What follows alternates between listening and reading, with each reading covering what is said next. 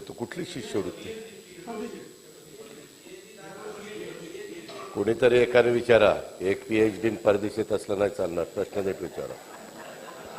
प्रश्न काय, पीएचडी एक सोयी असं नाही. प्रश्न विचारा ना, मी उत्तर द्यायला सभापती महोदय तयार आहे, पण फक्त मला आता काय बोलले दादा तेवढं सुद्धा कळलं नाही. शांत बसा जरा, ऐका. ह्या संदर्भात अध्यक्ष सभापती महोदय, पहिल्यांदा मी रणजितसिंह मोहिते पाटील साहेबांचं उत्तर देतो.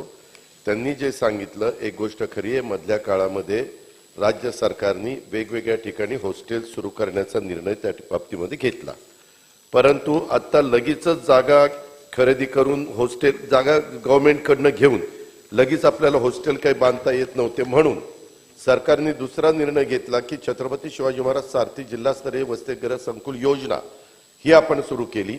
आणि त्याच्यामध्ये कोल्हापूर उपकेंद्र 4 जिल्हे, मुंबई विभागीय कार्यालय 5 जिल्हे, पुणे विभागीय कार्यालय 5 जिल्हे, त्याच्यामध्ये नाशिक विभागीय कार्यालय 4 जिल्हे, छत्रपती संभाजीनगर विभागीय कार्यालय 4 जिल्हे, नागपूर विभागीय कार्यालय त्याच्यामध्ये 6 जिल्हे, एवढ्या ठिकाणी त्या जिल्हाधिकाऱ्यांना खासगी वसतिगृहासाठी जाहिरात प्रसिद्ध करण्याच्या सूचना दिल्या. त्या बहुतेकांनी 22/11, 21/11, 30/11 अशा वेगवेगळ्या तारखेला जाहिराती प्रसिद्ध केल्या. अर्ज स्वीकारण्याचा शेवटचा दिनांक हा 13/12, 14/12, 15/12, 15/12 असा आहे. म्हणजे 2-3 दिवसातच ते अर्ज स्वीकारण्याचा शेवटचा दिवस संपतोय. मात्र अमरावती विभागीय कार्यालयामध्ये 5 जिल्हे आहेत आणि लातूर विभागीय कार्यालयामध्ये 4 जिल्हे आहेत. 27 जिल्ह्यांच्या जाहिराती काढलेल्या आहेत. उर्वरित जिल्ह्यांच्या जाहिराती डिसेंबर अखेरपर्यंत काढण्यात येतील असं त्या भागातल्या जिल्हाधिकाऱ्यांनी विभागीय आयुक्तांनी सांगितलेलं आहे. त्या जाहिराती प्रसिद्ध झाल्यानंतर सरकारच्या जे धोरण आहे त्या प्रकारे नवीन हॉस्टेल वेगवेगळ्या भागामध्ये होईपर्यंत आपण प्रत्येक भागामध्ये 500 मुलांचं हॉस्टेल, प्रत्येक भागामध्ये म्हणजे जिल्ह्यामध्ये 500 मुलांचं 500 मुलींचं हॉस्टेल त्या ठिकाणी करतोय. त्याचंही कामं त्या बाबतीमध्ये आपण चालू केलेली आहेत. बहुतेक ठिकाणी टेंडर प्रोसिजर झालेली आहे आणि ती कामं करायला काही वेळ लागणार आहे. परंतु तोपर्यंत मुलामुलींचं नुकसान होऊ नये म्हणून आत्ता मी सांगितलेले त्या प्रकारची भूमिका राज्य सरकारने स्वीकारलेली आहे. आणि ही वसतिगृह आपण भाडे तत्वावर घेतोय आणि तिथं मुलांना मुलींना ऍडमिशन त्या ठिकाणी देण्याचं काम करतोय. मगाशी बोलत असताना 200 मुलांचा उल्लेख सन्माननीय सदस्यांनी त्या ठिकाणी केला. त्याच्यामध्ये पीएचडी काय झालं सभापती महोदय, अनेक ठिकाणी सारथी, महाज्योती, बार्टी अशा वेगवेगळ्या प्रकारच्या आपल्या ज्या काही संस्था आहेत त्या संस्थांच्या मध्ये खूप मोठ्या प्रमाणावर आम्हाला पीएचडीच्या करता ऍडमिशन द्या, निधी द्या, शिष्यवृत्ती द्या अशा प्रकारच्या मागण्या यायला लागल्या. आणि ती संख्या सभापती महोदय एवढी वाढली की एवढी मुलं पीएचडी खरंच गरजेची आहे का अशा प्रकारची चर्चा झाली. त्यावेळेस कॅबिनेटमध्ये मुख्यमंत्री उपमुख्यमंत्री आम्ही सगळ्यांनी निर्णय घेतला की चीफ सेक्रेटरीच्या अध्यक्षतेखाली समिती नेमायची आणि चीफ सेक्रेटरींनी त्या समितीमध्ये निर्णय घ्यायचा. तर त्याच्यात आता ठरलेलं आहे पीएचडी साठी आपण सारथीला 200 विद्यार्थ्यांची संख्या केलेली आहे आणि परदेशी शिष्यवृत्तीच्या करता 75 विद्यार्थिनींची संख्या त्या ठिकाणी केलेली आहे. सन्माननीय सतेज पाटील, सारथीच्या विषयासंदर्भात माझे स्पेसिफिक 2-3 प्रश्न आहेत की फेलोशिपच्या संदर्भात आपण 29 मार्चला जाहिरात काढली त्यावेळी आपण ही 8 टाकली नव्हती. आपण 6 महिन्यानंतर 8 टाकली की 200चा कॅटेगरी ठेवायची. त्याच्या आधी जवळजवळ 1329 मुलांनी अर्ज केले फेलोशिपसाठी. ते आशेवर होते की फेलोशिप त्या ठिकाणी मिळणार आहे आणि म्हणून हा जो निर्णय आपण घेतला 200चा तो पुढच्या वर्षी लागू करावा अशी आमची विनंती आहे. मागच्या लोकांना फेलोशिप करून काय करणार आहे? नाही, पीएचडी घेतील ना सर. काय पीएचडी करून काय दिवा काय लावणार? असं कसं म्हणता येईल दादा? पीएचडीची संख्या पीएचडी धारकांची संख्या महाराष्ट्रात या योजनेमुळे जास्त होणार आहे, ज्या मॅक्झिमम होणार आहे यामुळे होणार. आपल्या या योजने बार्टी असेल किंवा सारथी असेल या महाज्योती असेल या योजनेतून पीएचडी धारकांची संख्या मोठ्या प्रमाणात आपल्या राज्यात होणार आहे. तो फायदाच होणार आहे, तो काही नुकसान त्यातनं होणार नाही. आमचा म्हणण्याचा उद्देश काय दादा की 200ची 8 तुम्ही लावली ही नंतर लावली. तुम्ही 6 महिने आधी अर्ज करताना सांगायचं होतं त्यांना त्यांनी सगळी तयारी केली, कट ऑफ डेट तुम्ही सांगितली वेगळी, त्यानंतर देणार म्हणून सांगितलं. हे यात सुधारणा करणं आवश्यक आहे असं माझं या ठिकाणी मत आहे. दुसरं, तुम्ही ही बांधकामाबद्दल आपण बोलला, आपण कोल्हापूरमध्ये देखील आपण उद्धव साहेब असताना तुम्ही असताना भूमिपूजन केलं. तिथल्या प्रशासकीय मान्यता होऊन बरेच दिवस झाले, जवळजवळ 7-8 प्रशासकीय मान्यता बांधकाम खात्यानं दिलेल्या आहेत. ती बांधकामं तुम्ही ज्याचा उल्लेख केला 500 मुलामुलींची, ती कधी पूर्ण होणार, ही एक माझा स्पेसिफिक प्रश्न आहे. आणि कोल्हापूरमध्ये आपण छत्रपती शाहू महाराजांचं म्युझियम हे त्यामध्ये इन्क्लूड केलं होतं त्यावेळी, त्याचंही काम त्या ठिकाणी पूर्ण कधी होणार, हा तिसरा प्रश्न. आणि चौथा, 17 तारखेला नाही, 17 तारखेला आपण परीक्षा ठेवली आहे सारथीची. त्याच दिवशी फडणवीस साहेब एवढ्या परीक्षा आहेत, सीबीआयची पब्लिक प्रॉसिक्युटरची परीक्षा आहे, एमपीएससीची ग्रुप सी ची परीक्षा आहे, आणि त्याच दिवशी सारथीची ही पात्रतेची परीक्षा आपण पुणे विद्यापीठामध्ये ठेवली आहे. तर माझा स्पेसिफिक ही तारीख बदला आणि सरसकट फेलोशिप देण्याचा निर्णय आपण घ्यावा अशी आमची विनंती आहे.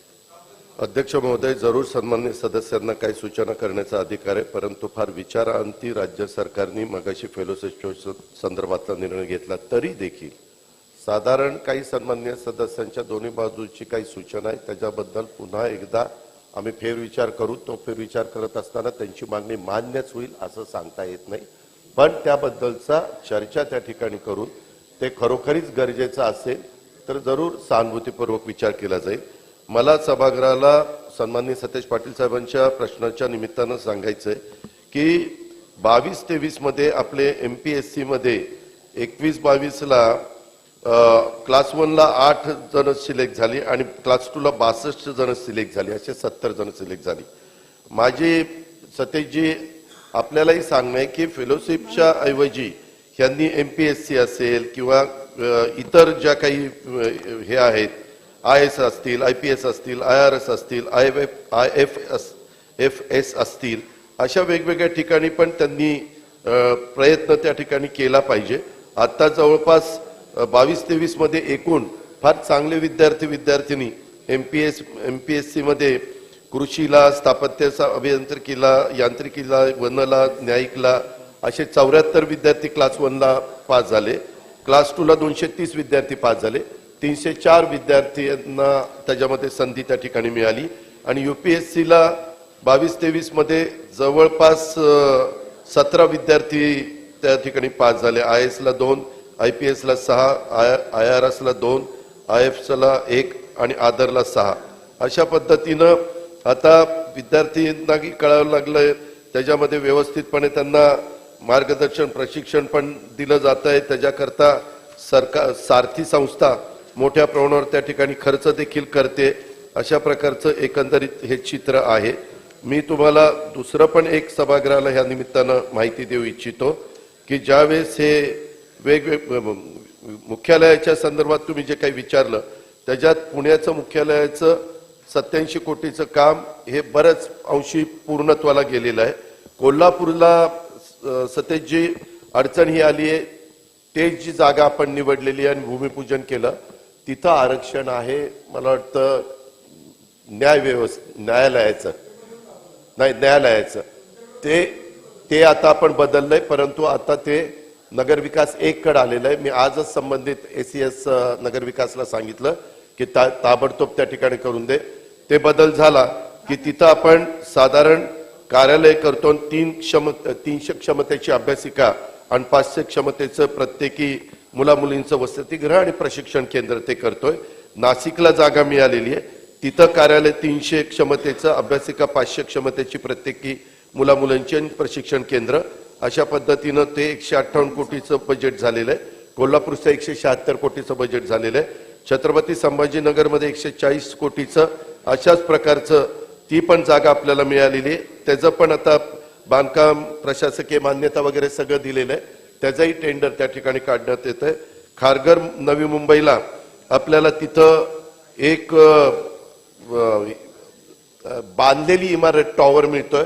आज मी ज्यावेळेस ब्रीफिंग घेत होतो त्यावेळेस मी त्यांना सांगितलं की तेच आपण टेक ओव्हर करू आणि त्याच्यात 500 मुलं 500 मुली आणि बाकीच्या ज्या काही सुविधा आहेत तिथं जागेला अनन्यसाधारण महत्त्व असल्यामुळं आपल्याला हे करायचं, उंच बिल्डिंग त्या ठिकाणी घ्यावी लागती. त्याच्यामध्ये लातूरला आपल्याला जमिनीचा प्रश्न सुटलेला आहे, नागपूरला त्या ठिकाणी जमिनीचा प्रश्न सुटलेला आहे, अमरावतीचा एक राहिलेला आहे. त्याच्यामध्ये मी परवा पण अमरावतीला गेलो होतो, तेव्हाही जिल्हाधिकाऱ्यांना सांगितलेलं आहे 2-3 जागा बघून ताबडतोब त्याच्याबद्दलचे प्रस्ताव द्या आणि सरकार त्याच्याबद्दलचा अंतिम निर्णय त्या ठिकाणी घेईल.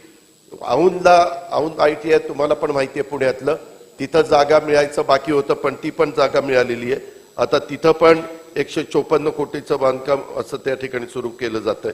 असं साधारण 1197 कोटीची कामं ही सारथीची वेगवेगळ्या भागातली जास्त करून मुख्यालयाच्या ठिकाणी आपण प्रथम प्राधान्य दिलेलं आहे. आणि तोपर्यंत आपण मी मगाशी सांगितलं तसं भाड्याने घेतोय, पण भाड्याने घेताना आपण साधारण सुरुवातीला 100 मुलांच्या करता 50 मुलींच्या करताच घेणार आहे.